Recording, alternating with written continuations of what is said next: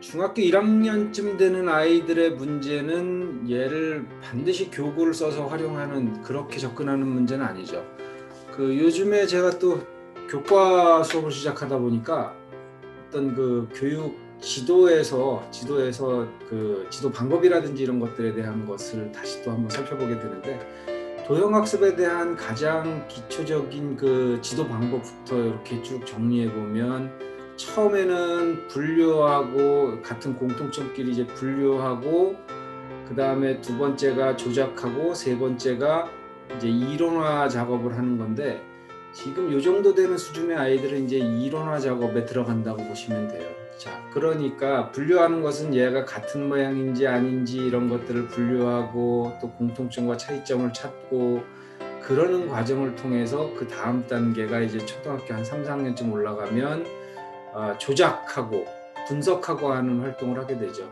자, 이렇게 생긴 걸 우리 삼각형이라고 해, 이렇게 생긴 걸 사각형이라고 해, 사각형에는 대각선도 있고 뭐 이런 활동을 하고, 이제 6학년 이후부터는 얘네들 직접 그려보거나 이런 활동이 아니라, 이런 도형들로 해서 이렇게 될 거야 라는 이제 이론화 작업이 진행되는 건데, 여기서도 마찬가지로 그렇게 접근을 해야 될 것 같아요.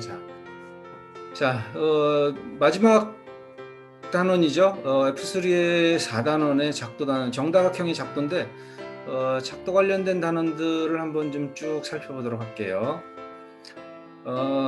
딱 작도랑 연결돼 있다라고 볼 수는 없지만, 이런 내용들의 활동이 차후에 작도들과 연결돼서 진행되는 수업이라고 보시면 좋을 것 같아요. 자, B8의 색종이 접고 오리는 활동, 그리고 C4에 보면 퍼즐을 만드는 활동이 있는데, 얘네들은 직접 뭐 컴퍼스를 쓰진 않지만 자하고 이런 거를 선을 그려서 아이들이 직접 그 퍼즐을 만들어 보죠.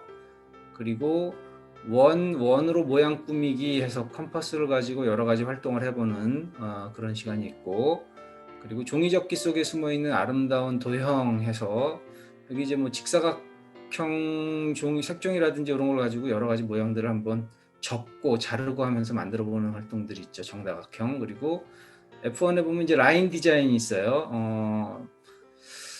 글쎄요, 이건 뭐 작도보다는 규칙성에 대한 부분, 함수에 대한 부분으로 연결 지을 수도 있는데, 넓은 의미에서 보면 이제 또 그 선을 그리면서 하는 활동이니까 넓은 의미에서 작도를 한번 넣어봤어요.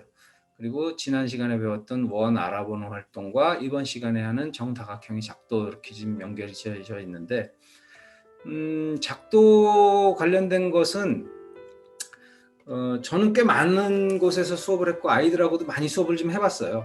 그래서 재작년에는 여기 6학년 학생들, 지금 이제 중학교 2학년 된 친구들하고 작도 가지고 실제 작품집도 만들어 보고, 프로젝트 수업에서 3시간 동안 직접 하는 컴퍼스와 자를 가지고 여러 가지 기초부터 그다음에 도안을 만들어내는 활동까지를 한번 해봤는데 굉장히 좋았던 것 같아요.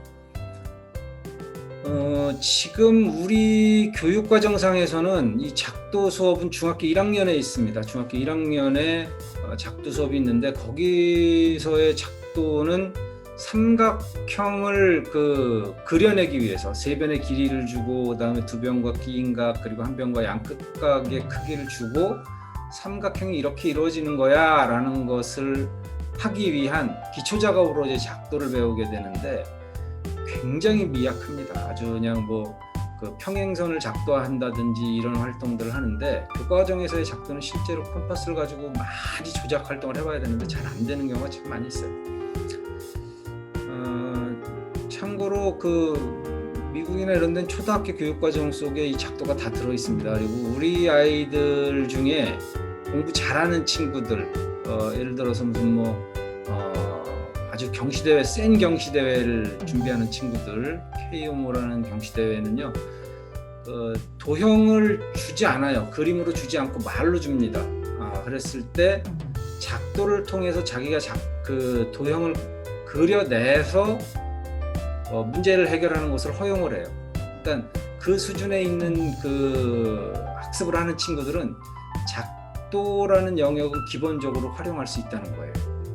근데 대체적으로 한 90% 이상의 아이들이 작도 수업이 뭔지 잘 모르고 그냥 아, 저런 내용이야. 시험에 이런 게 나와라는 거 정도에서 마무리가 되죠. 배운 것과 아는 것은 달라요. 아는 것과 표현해내는 것은 또 달라요. 근데 많은 부분에 이제 착각하는 것이 배웠으면 안다고 생각하고 아는 거 알면 표현해낼 수 있다고 생각해요. 아는 것만 갖고 끝나는 시대가 아니죠. 이제는 그것을 바깥으로 나의 가지고 있는 지식을 표현해낼 수 있어야 되는데 그 지식의 유입 경로는 예전 같지 않고요. 책이라든지 학습이라든지 이런 것을 통해서도 가능하지만 지금은 이제 정보의 활용 능력이 굉장히 중요한 시대가 됐기 때문에 그런 것까지 같이 겸해져야 돼요. 다만 우리가 이제 아이들하고 수업하면서 뭘 주의해야 되냐면 야, 너 지난 시간에 이거 공부했는데 어떻게 이걸 모를 수 있어? 그 생각은 빨리 버려야 돼요. 특히 우리 애들한테, 내 아이한테 그거를 빨리 버리지 않으면요, 아이하고의 관계가 틀어질 수밖에 없는 아주 확실한 구조예요. 그래서 참고로 저는 저희 아이들을 지도한 적이 거의 없어요. 왜? 싸움 나겠어. 그래서 내가 더 열심히 해서 선생님은 다른 선생님한테 맡기고 그랬더니 훨씬 나은 것 같아요.